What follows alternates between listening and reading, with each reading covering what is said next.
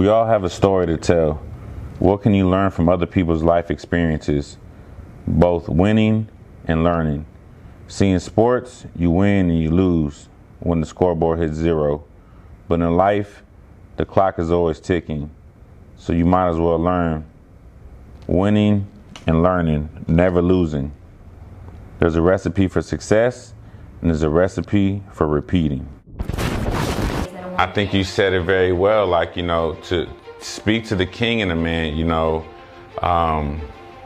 when you speak to the joker in a man, you're going to get the joker, right? When you speak to the king, you're going to get the king. You should get the king. Sure. And it's a man's job, and that's why it's important for both people in a relationship to obviously kind of know their role, and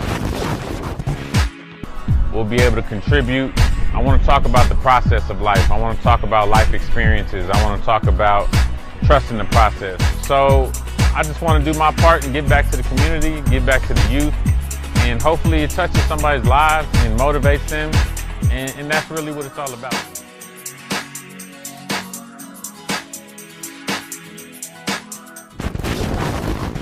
What's going on, guys? Welcome back to the show, Chalk Talk, the open playbook of life. Coach here, Mark Mendez, the real estate coach. Excited to have 2 ladies on the set today. My guy Bailey, happy anniversary to Bailey and Mo. They're out on some paradise or something, who knows. We want to give our thank you to our sponsor, Alternative Solar, for again allowing us to use the venue and providing some great, they're giving away a Tesla. You know that? I saw that. They're giving away, yeah. Can I just get a Tesla for, I don't know if I gotta get a roof first, you know what I'm saying? So to my right, your left is Coach Serta. Morning. All right, and Bailey would be here, but today I have my special friend, my very good friend, Miss Tracy Ross Garcia. Can't forget the Tracy Ross Garcia. And always behind the camera, our guy Elliot with Where grinding never stops. You kind of almost slipped. I did almost slip. She slipped on that one. So we're grinding never stops. My guy, he's putting out some clothing, some jumpsuits. I'll be in a jumpsuit maybe later. I don't know. I need red. Red's my favorite color. I think he has red. Yeah. Well, he just told me that yesterday. Yesterday I asked him. He thought I was telling him I wanted that one, and I was asking him if he had other colors. I was like, other colors? I guess I didn't put a question mark. But anyway, go check him out on Instagram. So today we are going to talk about Miss Tracy Ross, who is a life coach herself. Oh, shout out to my shirt though. My Marbach, my guy, Eric Ankrum, my first ever quarterback at Columbia. I protected him, and now he's making shirts. Nice. So I see you got a certified. Shout out to AGB. Never mind. Are we shouting out? Yeah, what is that? Elevate by Imani, my little niece, 8th grade, 14 years old. Student athlete, yeah, doing big things. That's dope. I think she's on Instagram, Elevate by Imani. That's Nice. dope. What is the Elevate? What does she get there? So she says Elevate, it's a lifestyle, right? And it's about just raising the bar, taking it to another level. An 8th grader. Yeah. An 8th grader or 8 years old? No, she's in 8th grade. Yeah, Oh, okay. She just turned 14. She's a hooper, baller. Oh, okay. Yeah. Man, you have to check her out. Yeah. I like that. Little young entrepreneurs. I've noticed that, now that I'm not teaching the coaching, I have some of my kids on Instagram, and I have them, they're like, some of them making cakes, some of them are making costume jewelry, and I'm like, super excited when I see the young people kind of step out of their comfort zone and start their own little business. So how you doing? I'm great. How many months? Yes, I am about a little bit over 6 months now. Okay. Yeah. A little over Counting 6 down. months. I've reached the peak. Boy or girl? It's going to be a surprise. Oh, yeah. It's a surprise. Well, actually, no, I'm going to let you know. No, So you're waiting to the day. I'm waiting till, yes. Wow. Is that your first time? Yeah, we've always wanted to. So this will be baby number 5. Ooh. Wow. Yeah. I had 3 boys, and then my little girl, she'll turn 3 in a couple weeks. You got to start in 5. Yeah. Like literally now. Mm-hmm. So. So we'll see. I couldn't wait to figure out what we were having, and now it's like, I just want a healthy baby that likes to sleep. That likes to sleep. That's not normal for babies, is it? Because actually, my big girl, she's a good sleeper. She's Really? a good sleeper and a good eater. So I wouldn't know anything about that. So I just don't sleep regardless. She gets mad at me all the time. It's like, sleep's important. I You gotta agree. prioritize it. I mean, I try, but it doesn't happen. Always up. So, so tell me a little bit about what's going on with you right now. So I am making a baby right now. So I kind of in a season where I just have to learn to step back.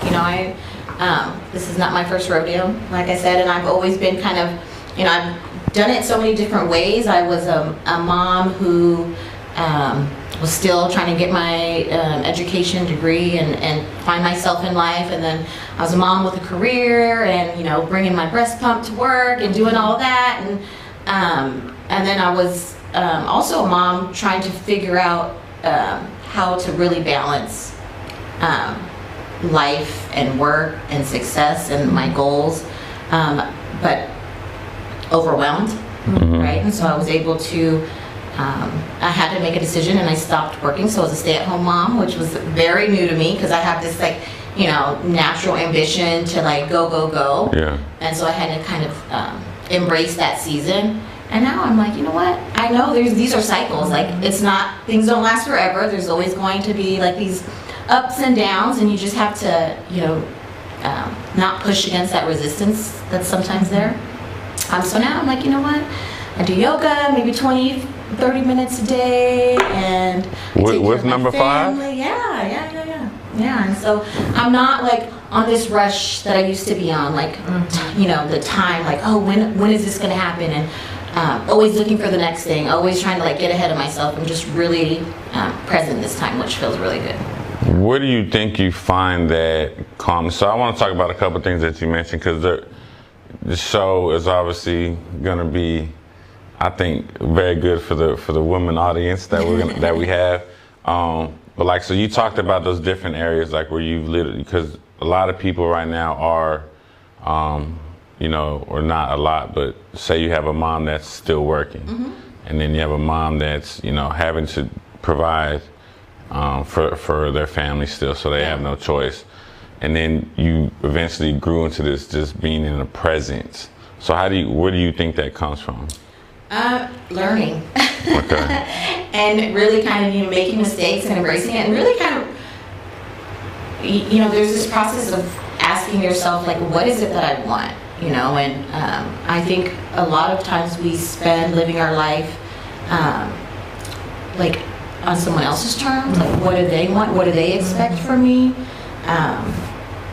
and so I remember kind of being in that space where it's my definition of success has really kind of transformed, Evolved, transitioned over time, where it's before success was okay, I need the 6-figure career, and I'm gonna be super mom and do all these things, but when you're living in it, and it's it's not success, this don't feel right, this doesn't feel good to me.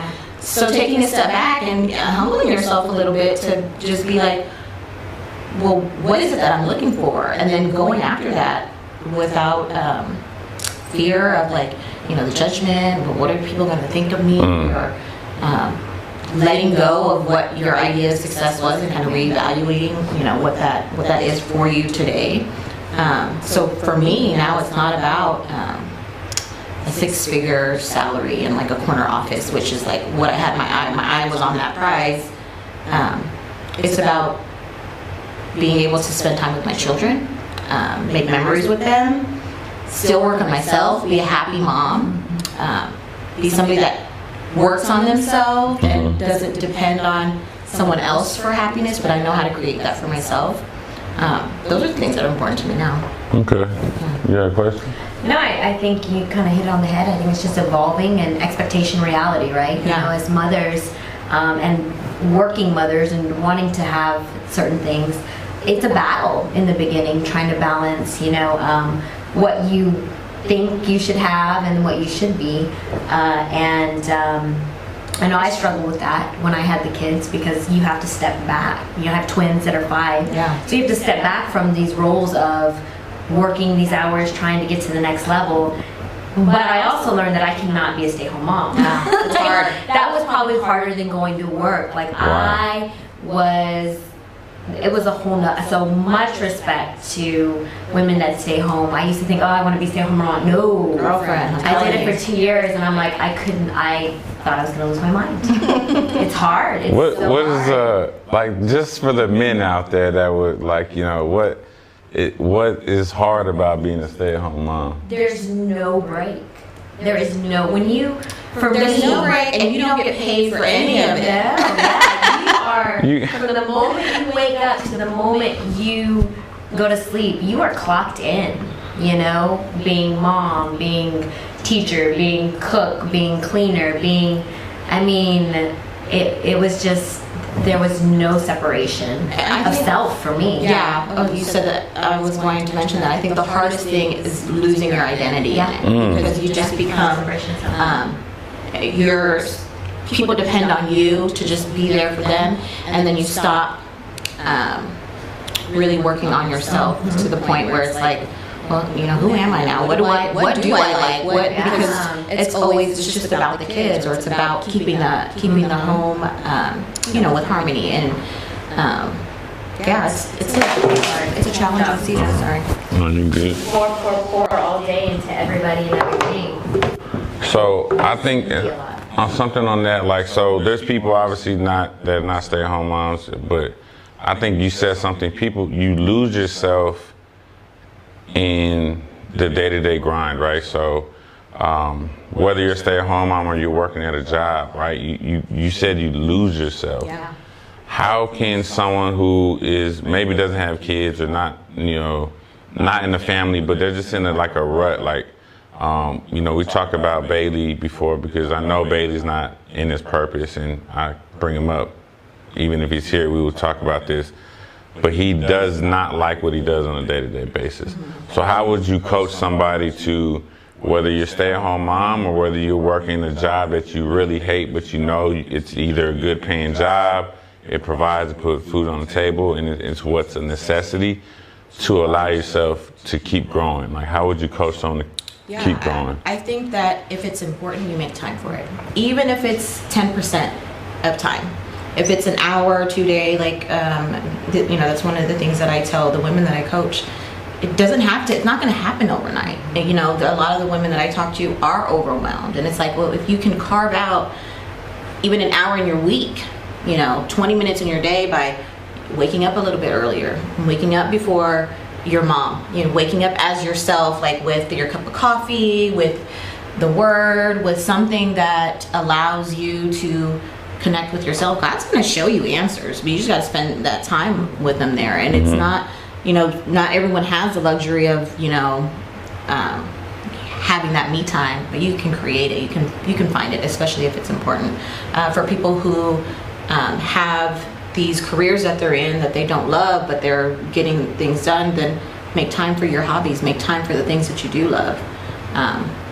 And if you have that desire there enough, I'm a firm believer that your faith will allow you to open those doors up for you, for it to be more of your life rather than less of it. But you've got to be, it's that belief, right? I mentioned faith, and it's just that belief. Sometimes people just don't believe.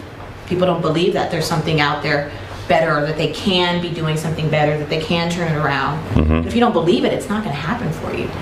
Yeah, and I mean, I don't know how I even created the gift plus your why is your purpose, because it was just one day, and, you know, probably listening to E.T., and he talks about gifts, and he talks about how the Bible says, you know, your gift will make room for you.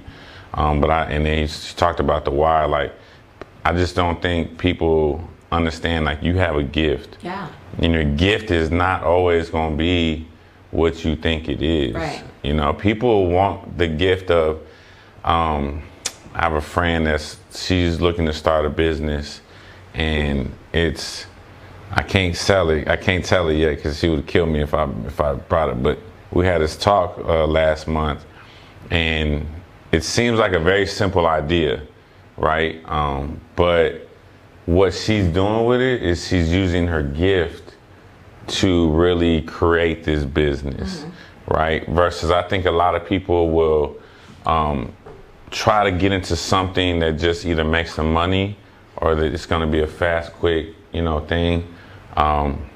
You have to find your gift and truly believe that it will make room for you. So to talk about when you found your gift, and does your mom still ask you if you have a real job or when you're getting a real job? Yeah. No, she hasn't really harassed me about it. No, not lately. No. So women, you mainly coach women, right? Yeah. Do you coach any men? My husband. Okay. Hey, Carlos. Yeah, shout out. No, he tells me all the time. He's like, I was your first client, and it's true. That is.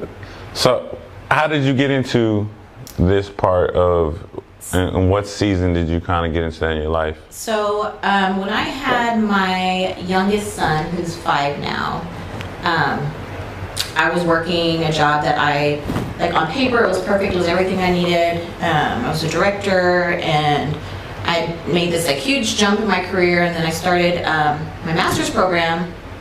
I finished my master's program while I was pregnant, had my baby, and went for maternity leave, and then I had some kind of time out, right? And I was like, what am I going to do? It's like, I can do it. I had my 2 boys at home, a new baby, I had a little bit of help. My husband's career was kind of taking off too, and so there was kind of this pull, right? There was resistance. I mentioned resistance before, and before I'd be the type of person that would just push against it, and I had to learn to just release and see what happened. And so I did, and so I got my master's degree, and I quit my job. Give me an example of that. Give me an example of that push-pull, if you have a tangible example. Yeah, so the resistance that I was feeling is I'm right at the cusp of my next, I knew my next step was going to be a 6-figure, so I was right there. Was going to be, once I got my master's degree up, I know the next step I take is going to be that 6-figure job, something that I really love, and, but then at the expense of what? Because then I was I remember going back after maternity leave, and I was in meetings all day. I was in meetings all day, and I had to pump, right? I know this is personal, but my kid needed food, and I missed 2 pumping sessions, and so I was in my office, well, what am I gonna do? Because my baby needed to eat, right? So I'm thinking these are sacrifices that I'm having to make. It seems very doesn't seem like a big deal, but moms who know, right? And you're physically uncomfortable. Yeah, and it's uncomfortable, and it's I had a boss who it was almost like she didn't care, and it's another woman, and she's been a mom before, so I thought she'd have some empathy, but no. The savage. And so it was kind of what, I need to make a decision. This is not how I didn't feel good. It didn't feel. I felt like I was being a bad mom, and then I also felt like I wasn't all the way present at work because I'm thinking about all these other things, So you're in between, So and so it's instead of saying, what, I'm gonna show her, my boss, right? I'm gonna show her, and I can do it. And I'm gonna show everybody I can do this. I can be a super mom. But be stressed out and be sad and be crying, it wasn't worth it. And so, but my master's degree, and so there's this kind of this little fight there, where I had to just release it and I had to let it go and see what happened, and God blessed us. I was able to stop working, and one of the big things was that I had the health insurance. My husband, he was an independent contractor as an agent. He didn't have insurance, and so I was like, well, my family needs insurance. I need to stay in this job. He ended up getting a promotion where he ended up getting benefits. So God blessed us, yeah. So that was the one thing you were worried about, and then he provided that for you. Yeah. So I think that's important because if you listen to it, he will provide for you every time, every single time. And you don't know how it's going to happen. Heads, right? Out of our heads and out of that fear, because a lot of times we stay in situations because of fear or hypothetical fear situations. Yeah, and something that won't even happen. Right. And the moment that we release and let go, that's when full throttle. We just like a sling. That was good. We stay in things that we probably shouldn't stay in. and I kind of want to transition to a little bit of relationships with that. Okay. Because I think that's something you can really help me with. No, I might be your second male client Okay. ever. I got you, bro. But so I know communication is a big thing for you. But what do you think a healthy relationship? I mean, you talked about your husband being a client, so obviously that's a joke. But y'all must have some sort of teamwork. Yeah. And that goes with communication, but working together as a team, where I feel like a lot of relationships kind of get a little bumpy when it's almost like they start competing against each other. You know, we had that, and there was resistance there, where it was like, oh no, well I'm gonna do this, no I'm gonna do this, well I can do it, and I can do it better, or whatever. Maybe not exactly like that, but that's kind of how it feels. Mm-hmm. I even remember there was a point early in our relationship where we tried to work out together. I was like, this is not going to work. We can't work out together, because it was almost like we were competing. Like, oh, he had to tell me how to do something a certain way. I'm like, I already know how. I've been working out my whole life. Like, you know, where it's kind of like that type A, that kind of masculine energy in me, and we can probably talk about that a little bit later. We will. That was coming up, but I had, again, learned to release that. But, you know, it's teamwork. When we started working more as a team and knowing that it wasn't me against him, we were in it together, we have each other's back. It's not 50-50, it's how can I pick up the slack, and how can I help you, so that when I need help, you can help me. Our entire relationship has kind of been where, okay, now I'm in the lead, and you know, you might need my help, and I'll pull you up as I start climbing, but it transitions. And then where he's, like I said, where he started excelling faster in his career, and it gave me the opportunity to just let go, instead of being like, okay, well I need to do it too. He's my teammate. Like, he's gonna help me out. He's gonna help and take me there with him. He's not leaving me behind, you know. So teamwork, super important in a relationship. It goes with communication, how you guys talk to each other. I mean, coach, you know how important communication is on a team. When there's people not talking to each other, yes. When someone thinks, they're carrying the team, or they're better than someone else, it creates conflict, right? So, and I'm glad you brought the coach thing up, because as a coach, everybody has a role on the field. Yeah. So when you talk about the teamwork, and we have to understand, especially in football, there's 11 guys. In order for a play to work, all 11 people have to do their job, right? I mean, there's plays where, we're literally one block away, one, catch away. Everything could have been perfect, and when we throw the ball, the receiver drops it, or quarterback either makes the right read or wrong read, the offensive lineman misses a block. So everybody's job is important, but everybody has a role. Yeah. Do you think, and you brought this question, this is Serta's question, by the way, don't put this on me like that. Do you think there should be gender-specific roles within a marriage? I will say yes and no. Okay. Yeah. I don't think that... Or relationships. I think that there's going to be somebody that's better at certain things than the other. My husband, he doesn't really cook. I don't like to cook, but I'm probably better at doing it than him. I have more time to do it and spend than he does. As a mother, I'm more nurturing. My husband's a great father, but especially in the early stages of nurturing your children, I feel like it's important for me to step up and do a little bit more. But once, especially once babies are potty trained and he's like out, he's taking them all kinds of places. But yeah, there are just really something hard for me to kind of embrace. I was in that season of being a stay-at-home mom, and I'm like, gosh, I want to go to work. I have to cook. I gotta clean. I gotta do all this laundry. Like, just let me go to work. To go to work. Yeah, go to work. It's so much easier to go to work. But I will tell you, once I embraced it, things just started being so much better. Like the Bible talks about a submissive wife, right? And that was always like something I'm like, I'm not doing that, you know. I was that woman, I was that wife. Like, I'm not gonna do like that. 99% of the women. No, I'm just kidding. See, I'm gonna get in so much trouble on this thing.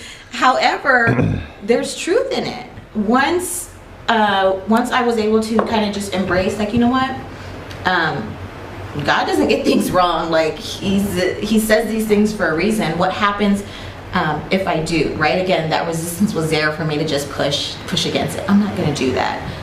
But what happened when I just saw it through different eyes, saw it through a different lens, and said, you know what, let me try.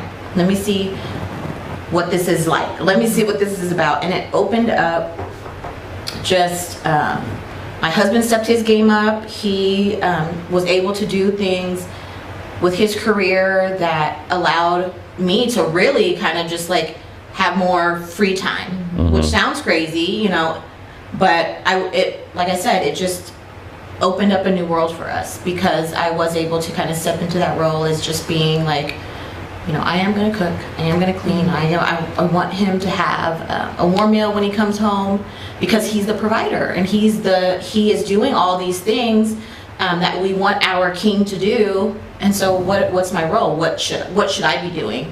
And how can I embrace that and do it in a way where it's not like, you know, I don't have resentment. That's great focus. Yeah. And I think you touched on something was really important. You know, a lot of times we want to, you know, this is something that you, as a woman, and people may agree or disagree with this statement, but you want a king, but you don't want to treat him like a king. You know what I mean? And so I was raised in the church, and so that was a big part of seeing my mom take care of my father in that regard, work and come home and do stuff, but still being that submissive wife. And I'm not saying to the point where you're selling yourself short. That's not what I mean, you know. But again, I feel like when you take that role and you treat him like the king, you're treated like the queen. You know what I mean? And and then of course it's just there's harmony. I mean, harmony is a good thing. I think from the men's side though, like, men have to step up to, in my opinion, we have a man problem in this world. The man problem in the world is that men aren't doing their job. In what regards?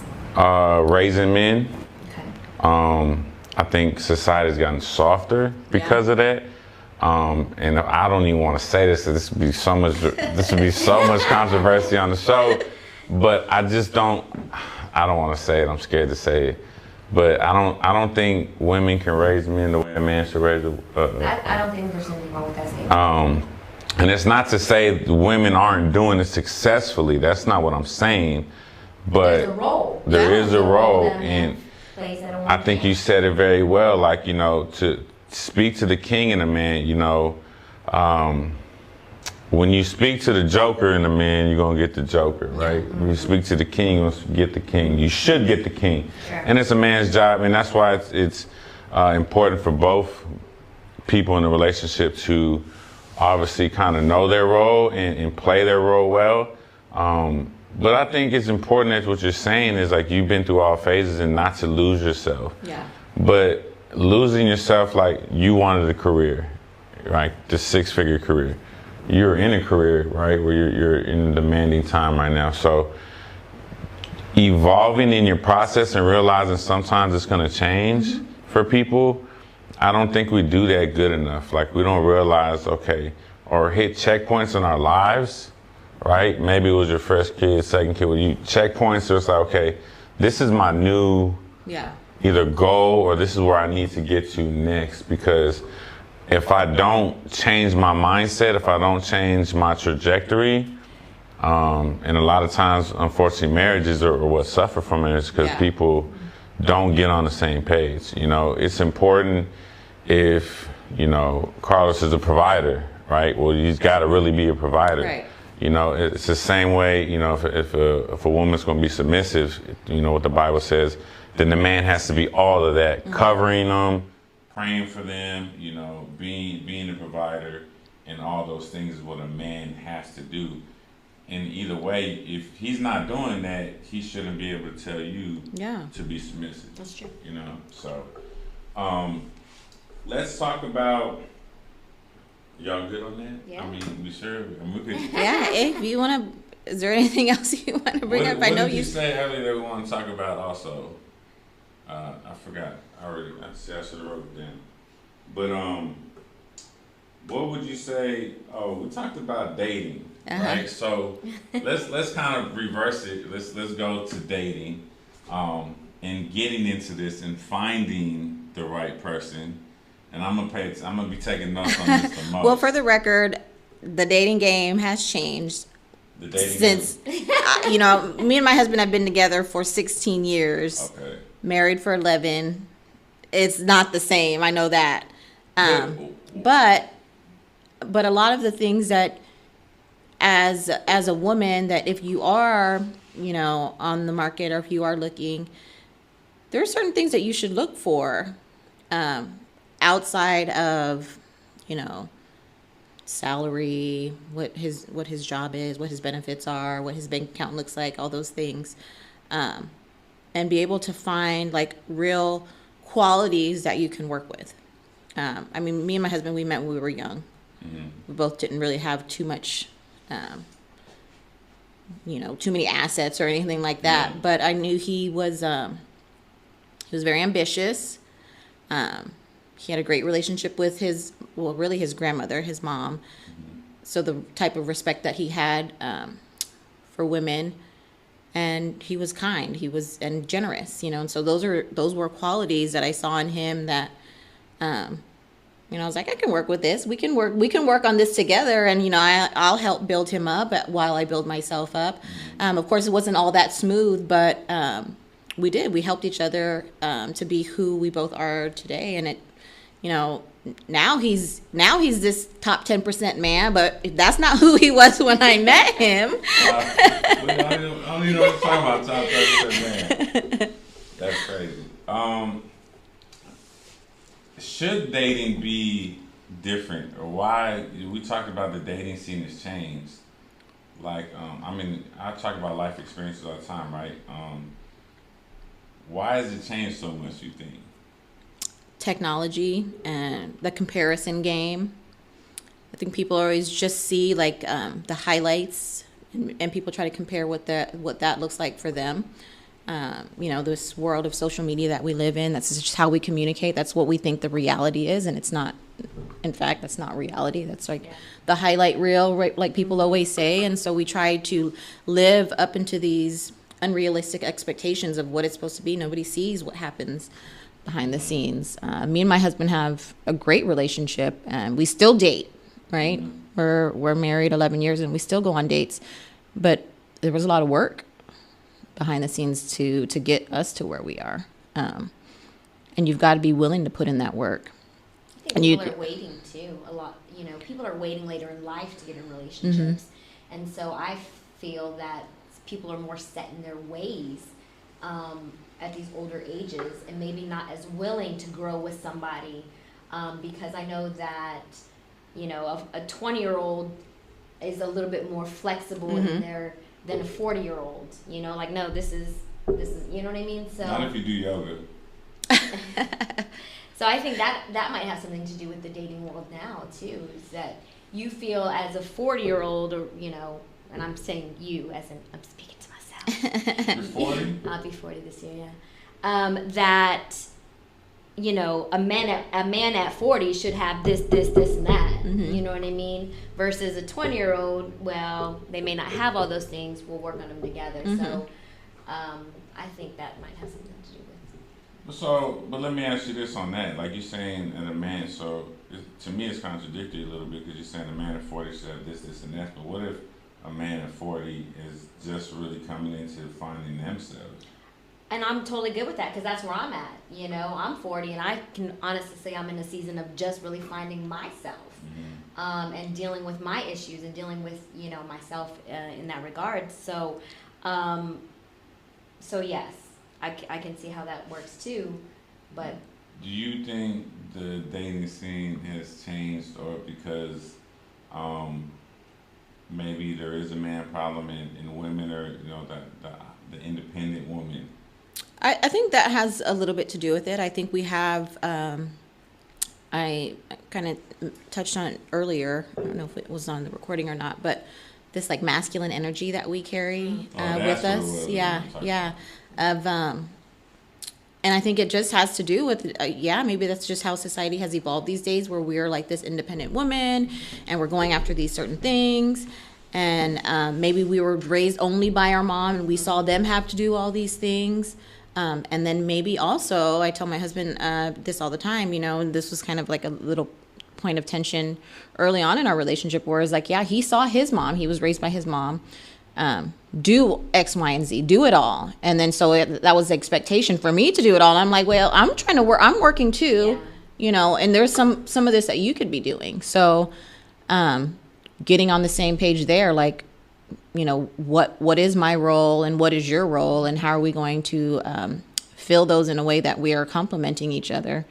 But that being able to, as a woman, embrace what that a more feminine side of things, so that he can be a man, and so that we can kind of lift him up and make him feel, and not in a way where it's kind of like condescending or anything, right. But where again, back to being submissive and having just that sharing some of that feminine energy and letting go some of that masculine energy, so that leaves more room for him to be the man, right? And not to say also that maybe sometimes males have a little bit of feminine energy too, which is not bad. Yeah. Which isn't bad. What is feminine energy from male? What does that look like? Having emotions, sharing what their emotions are, and not trying to just be this like tough and I got it. And no, I'm an emotional creature. Like, I'm the most sensitive. Ellie, you better stop laughing behind that camera. But I feel like that is not something that is welcomed or received well from today's women. I think it's just a matter of creating a safe space with your partner. If you have that communication where this is a safe place, you can let your guard down. I am not your enemy. I'm here to lift you up when you can't lift your. I see this vision in my head all the time of a man and then the woman behind him just holding his arms up, because sometimes that's our role. We're not next to him where, ideally we would like to be next to him, but sometimes we have to get behind him. Yeah. And lift his arms up, So if a man feels like this is my safe place, I can release these emotions, these feelings, I think it only for me would make a relationship stronger, because you have that vulnerability and that they feel safe with you in that regards, that you're not gonna bash them forward or make them feel like, oh, what kind of man are you, so I feel like it strengthens the relationship in that sense. I feel like I'm just gonna have a whole session with y'all. Sharing those emotions, but also being able to let the woman know that you're there to protect them as well. I think that's one of the qualities about my husband is that I liked too, was that I felt safe, right? I felt protected. I didn't feel like, I remember dating somebody in college and I did not feel protected. It did not feel that way. And I thought that was like my ideal guy in my head, but I'm like, I feel stronger than he is, And I don't think it should. Is that protection like literally physically, or is that like more of a covering? Yeah, I think maybe a little bit physical, but just knowing that he has your back. In all regards. Yeah. Yeah. Some good stuff. Good stuff. What about dating for you? What's no, don't do that. What time we got? We're good? Okay. Cut. Show's over. Let's not go there. So I'm going to ask a question. I'm going to me or? No. Okay, thank you. I'm going to revert back a little bit. So I know that you life coach, right? Mm-hmm. So what does that entail? If somebody says, I'm a life coach, kind of give us an idea of what you do and how you help and how you kind of got into that. Okay. Yeah, I think we didn't full circle on that question earlier. But I got into it when I stopped working. I was at home with my son and I had a master's degree. And I was like, well, I just invested all this education into myself. What am I going to do? And still kind of having that mindset where success was this certain way for me. So I I started with doing just consulting and working. I had 2 business partners, and we still do a little bit on the side where we are working with small businesses and helping them build their brand, whether it's creating their website for them. And I was doing creating content, which was whatever they needed for their website. How are they going to communicate their brand to the people? And then what I learned by working with the few small businesses that we were working with was that there was just this disconnect. There was a gap between who the person running the business or the business that they were creating and who the person was. Basically, like, who do you have to be to have a successful business, right? So I would ask questions kind of like, well, what are your goals? Like, how do you see your business in, 2 years, 5 years?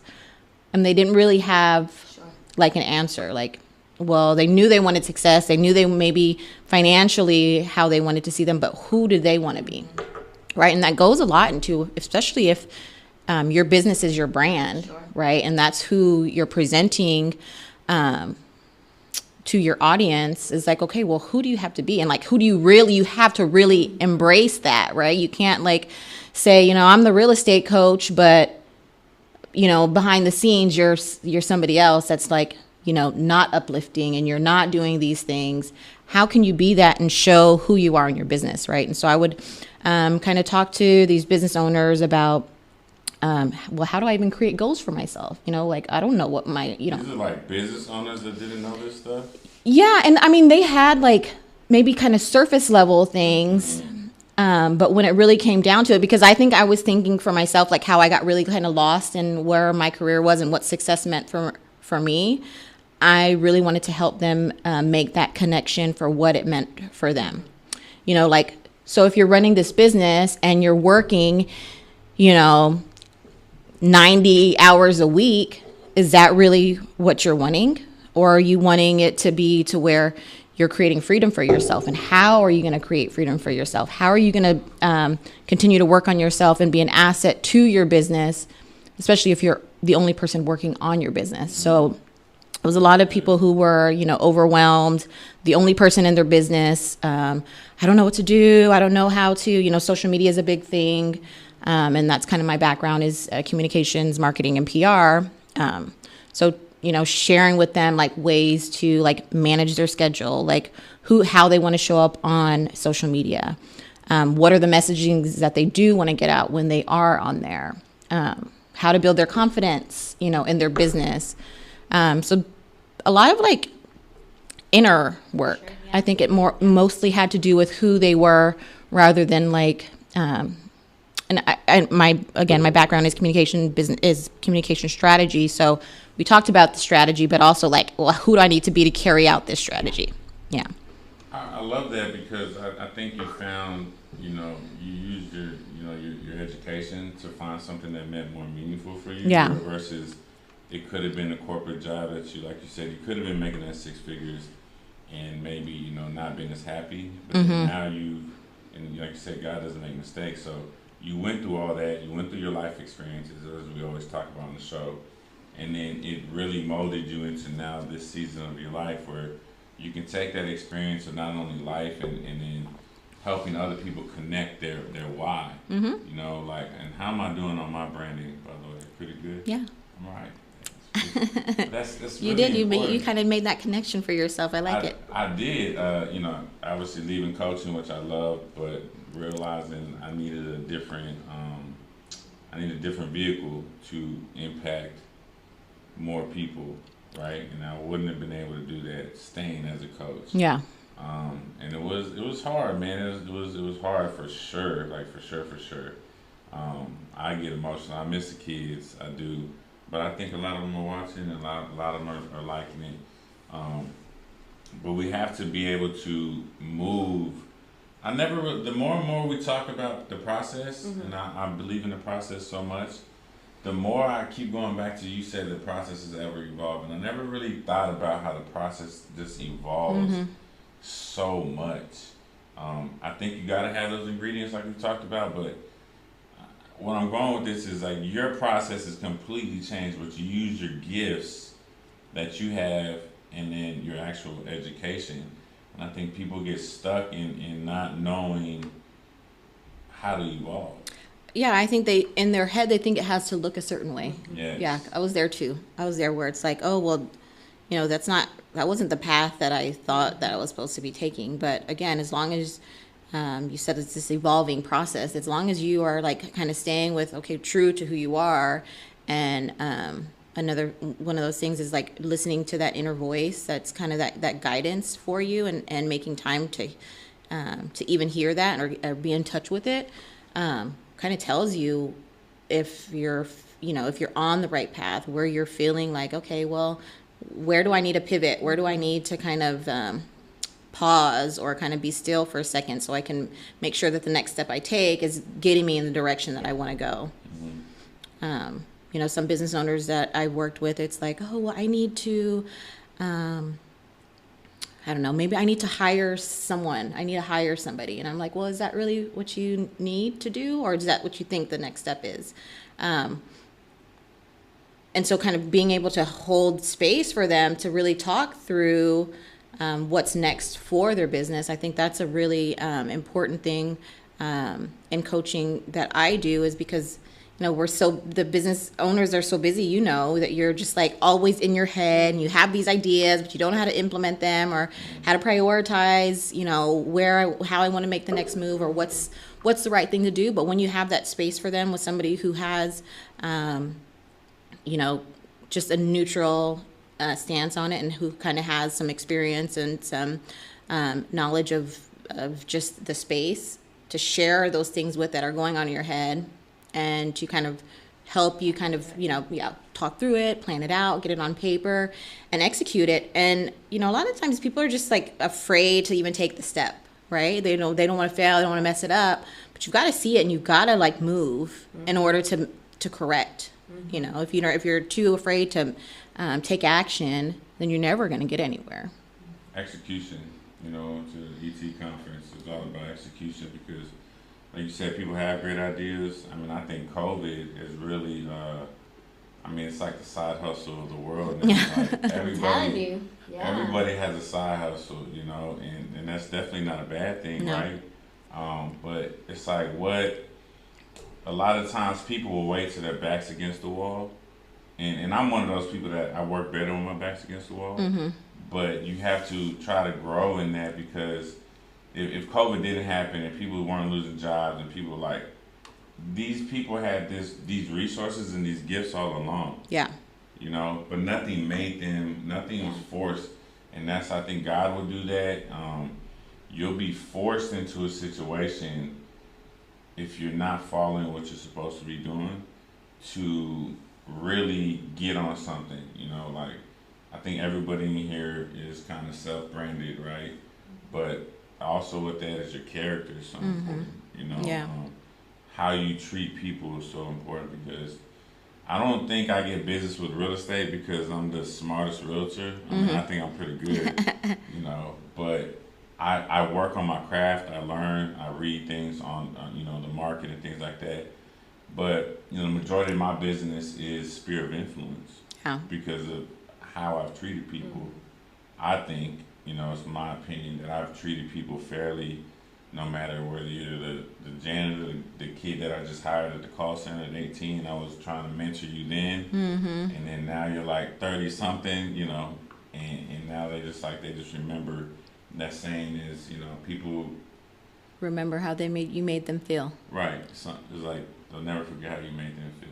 So, all right, Tracy. So I kind of want to circle back to the relationship thing.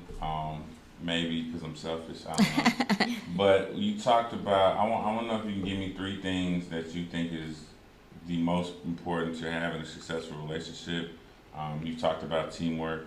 Yeah. You kind of touched on the communication, but what other things? Yeah, teamwork and communication. Of course, communication always sounds like one of those like cliche, like you've got to communicate. But I think more than just like talking to each other like daily, because we kind of have to do that. But knowing what our communication styles are, like 5 Love Languages was a book that we read before we got married, and understanding that you guys might not have the same language, but understanding each other's language is definitely beneficial. Like, for example, mine is acts of service. So like when my husband is like washing the dishes for me or for, I don't say for me, for us, that like to me, that's, oh, he loves me, and he is a very words of affirmation. So he likes, kind of praise and just kind of, you look nice or whatever it is. But also to know that when he is not communicating in my love language, washing the dishes or whatever, but he is telling me like, oh, you're beautiful today, then he is still expressing and communicating with me in his own way. And so I've just got to recognize that, instead of like, being resentful or whatever, that he's not. Like, I don't care how I look, go wash some dishes. Yeah. Really show me. So being able to communicate in that way and understand each other in that way. And I think, even being able to talk about the hard things, things like budgets and finances and things like sometimes women don't want to hear about. You were online shopping? COVID did it. Oh. I was never an online shopper. Yeah, I was never an online shopper. Oh, really? But then Amazon is like just right there, and it's so easy. I just discovered Prime also. I'm a little late to the game. Yeah, first of all, I don't do online shopping, but I even heard about Prime. It's horrible. But being able to have those types of conversations in a positive light, where it's not like where there's a problem or there's an issue, but scheduling times to, whether it's once a month, once a quarter, where it's like, you're having coffee together and you're happy and you're talking about things from a joyful place. That are hard conversations. It doesn't have to be finances, but whatever the hard conversations are in the relationship, to make time in a positive light, just like proactively instead of reactively. So communication. I also think trust is a big one. If you don't trust each other, it's very hard to move forward, right? It's hard to and one of the things that has allowed my husband and I to really build trust in our relationship is our own confidence, our own self-confidence, and who we are. I remember, when I was working on myself and getting my degree and things like that, and he wasn't quite there yet, and he was really lacking in confidence, and it was really hurtful to our relationship because he didn't trust me on certain things, and it was like, well, I had to like be real careful about, who I was hanging out with and things like that. But once he's built himself up and once he had the confidence and, he's like feeling like the man, and I'm like helping him feel that way, the trust is just up there, and we're able to talk about like, he's not no longer jealous if I have like guy friends, and I know that he's going to be working with women in his career. So there's not like that, those trust issues that are going on, because we both have this like self-confidence in ourselves to where we don't depend on one another for that, to fill that void of what we're lacking or what we're missing. And then I'd say the third is love. And I think it sounds like, duh, you need love in a relationship, but you do need more than love, and those other two things do complement it really well. And I think love is where it comes to like, this unconditional way you feel about each other, where you want to make that person feel good, right? And like you feel bad when they're like down, and you're doing what you have to do or what you want to do to lift their spirits. Intimacy, I don't know how many kids are watching the show. Like, I don't want to get, go into that, but yeah. Holding hands the most, kids. And like me from a baby number 5, you can see, but a healthy, intimate, loving relationship. And sometimes that element is missing, and it really makes it hard for you to have that connection in your relationship. Or maybe that's all you have is just this physical connection, and so the other intimacy is not there. Yeah, so. So what I hear now is balance. Like, no matter what is your, it's intimacy is the only thing keeping you together. It's not gonna be healthy if you're lacking love it. Is the only thing keeping you, or like communication is the only thing keeping you together, and you don't have those. It's got to be a balance. I do want to talk about. I think it was important when you said the love language, which I've never read that book. maybe But I you took the should. quiz. I know most people. I did take the quiz, and I'm an affirmation guy. Yeah. Like I have to be. I don't have to be told, but like that's what Yeah. What brings feels out in huge. me. It's like thank yous, appreciation. Like those are the things that you're doing a good job. You know what I'm saying? But I think the self-assessment part of that. I got asked to my title company actually is going to have me do the disc assessment with the ET version, the flight one. So I'm pretty excited about that. They asked me to do that with their whole office. Oh, nice. And the reason I bring that up is because you have to self-assess, and I think it was big for you to say, like, Carlos may be saying, hey, you look beautiful today, and that may not be your love language, but that's his love language. So sometimes, us as people, we're giving you out what we think is going to help, and I think I do that with people sometimes, like, I'm telling them to do a job, and they don't, like, there's a Yeah, but maybe they're an acts of gift or something, and they need like an award. Like you need to like present them with something so that they can feel appreciated. Words, yeah. Right? And so I think the self-assessment part of that is very mature of you to know, like, okay, I hear him doing that, and that's just what he would want. So by giving that to you, you realize he is trying to now go wash some dishes. Yeah. And I think we just need to keep self-assessing ourselves. I think that's the first most important thing is how do we tick? Yeah.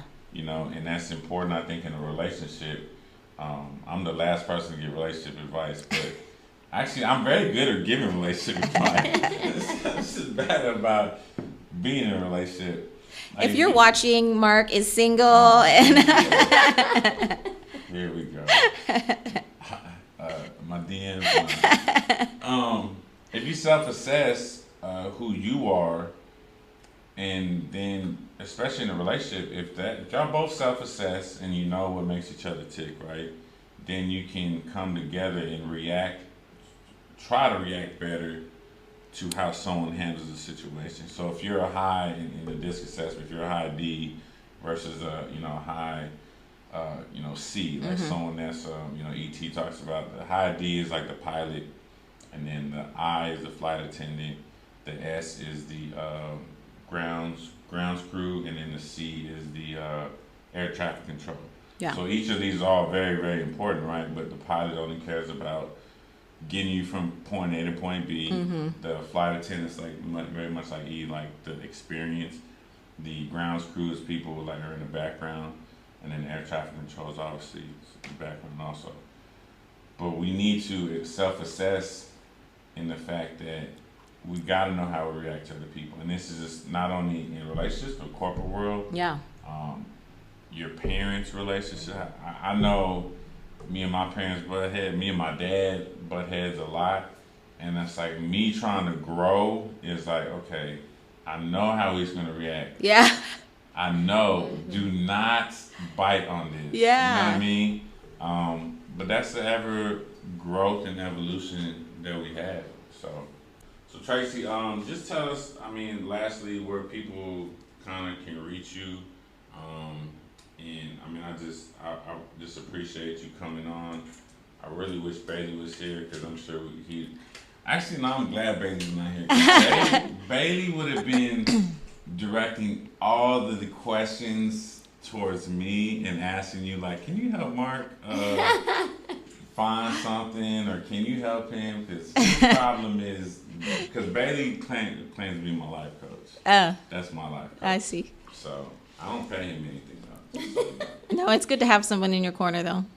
Oh, absolutely. So Jennifer, you have any questions before we leave? No, I think I appreciate the words of wisdom. Thank you. From a woman. No, yeah, I glad to be on and glad to have this conversation with you. I got into life coaching just because I wanted to be able to help women and just have a safe space to learn and grow about themselves. I always, like, the whole coaching thing was never like anything that I really I feel like it kind of just fell in my lap because I did want to, of course, want to help, but I didn't know how do I do that? But just being available, right? Just being able to again hold space for someone to kind of talk through their challenges. I'm a firm believer. I'm just like a personal growth, personal development junkie, and I love all things personal growth. So if anybody wants to reach out and talk to me about, how to grow, I love fitness. I love to be able to kind of grow in that. We didn't really talk too much about that, which it's okay. You are certified I am. yoga Yes, instructor. I do have my yoga certification. Yes. I'm currently doing a mommy and baby and prenatal certification too. I kind of just did it to learn more about like my own body and what I'm kind of going through, but also because, I love working out. I love fitness. I know that's right up your alley. You are in that space as well. But most importantly, it's movement. Yeah. I think that people get so stuck in like, oh, I need to be at the gym for an hour. I need to do all these things, and it needs to look this certain way. I need to be meal prepping and all these things. But even if you're just starting, go for walks, a 20-minute walk. I'm a runner. I started running after having babies and knowing that was my only like free time in my my therapy. And so the more time I needed, the further I'd run. So I ended up signing for a marathon, and that gave me like 2-3 hours of just having time for myself, Yeah. So it's just getting out there and moving your body. It allows that energy, that kind of stale energy that's kind of trapped in and locked inside, to move, to just have an outlet for it. So anything, fitness, personal growth, relationships. Tracy G Coaching on Instagram. I'm really active on Instagram, and tracygcoaching.com is my website. So yeah, hit me up. Well, before I let go, so personal growth, when you run, do you listen to podcasts or music? I do. I listen to podcasts or nothing. Really? Yeah. Or nothing? Mm-hmm. Oh, that's really being in your mind. Yeah. What book would you recommend to somebody to start their... before I lose my thought, Yeah. I think what you said, movement and just in the gym, the life lesson in that is like just do something. Yeah. Get started. Start day one. And it doesn't have to look perfect. No. That's one of the things with yoga. It's like people think you have to be flexible and you have to do this and that. Yoga is about connecting with your mind and your body. Your breath is so important in yoga, and it translates to other areas in your life. I was actually DMing one of my friends the other day too, and she just started yoga, and she was like, it's just so amazing how like sometimes I'm holding my breath and I don't even know it. Our breath is our connection to life, right? That's our life force. And so sometimes just taking that, good deep inhale, exhale just fills you up and refreshes you. So people, it doesn't have to be an hour, hot yoga session where, move your body. Just get in touch and see how you feel. What is it, what is it telling you? Sometimes we're holding in a lot of emotions in our body. And you talked about hips, hip mobility. Stress. Yeah. A lot of people carry their stress, especially women. My hips and my traps. Yeah. And so even some hip stretches, like people will start crying because it's releasing something that they didn't know was even there. And so literally like emotional tears, not from pain. Although it might be carry stress in your head. I don't think I want to do yoga now. I'll be crying like so bad. Like, oh, my mama didn't love me at 10. My mama's always loved me so. But I do one-on-one yoga, and prenatal yoga is what I'm working on now. So any moms that want to get in touch with me for yoga, I'm open for that as well. What were you saying? I'm going to make a promise. I'm going to book one yoga with you. Go for it. I'm going to give it a shot. We won't do film it though. Look, Elliot was like, oh, I'm definitely going for that. You're not filming that, Elliot. But I think I would like to grow and expand it and see what that does. That's good. That'd be pretty cool. So they can find you on... You're going to say a book. Oh, yeah. Book to recommend. Well, if you're giving someone that wants to start their personal growth and mindset or whatever they, for maybe the women or just anybody, what book would you recommend? I know this book sounds like the title of it sounds so obnoxious, but it's a really good book. It's a Napoleon Hill, Think Your Way to Wealth. Think and Grow Rich, I think, is another version of it. But there's 17 principles of success in there that I really adopted. Me and my husband kind of just live by them. And one of them is the Mastermind Alliance, where we get our teamwork aspect, and which really helps our relationship grow. But things like habits, your definiteness of purpose. It talks about just principles that you can apply, enthusiasm, that are just like basic things that will help you grow. And you don't have to, do all of them at once, but there are 17. You can even just look up the principles without even reading the book. But it's a great guideline for how you want to just move forward in your life. And Think and Grow Rich. Think Your Way to Wealth. So it's a possibility. As long as it's on Audible. Yeah, cool. It's on Audible, and it's one of those you can listen to. I like to listen to it on my runs. The Science of Getting Rich. I know that sounds, and rich not in like a monetary form. Yeah. Rich in life. Big. Yeah. I think a lot of entrepreneurs and we I think we really do it. The more you meet people, like-minded people, it's really for the freedom. Yeah. It's for not sure. The money allows the freedom to do things like this, Mm-hmm. to give back. I think when you do it with a pure heart and like we're giving back, it's not literally caring about how much is in your bank. Yeah. So, well, I wish we could talk again. You have to come back for sure with Bailey. That way you can help Bailey because he needs help. I'm joking, but. I'll have to bring my husband with me because he's like loves to talk about relationships too. Oh man, I think that'd be a great show. Yeah, that'd be a great show. But he can't plug his real estate career.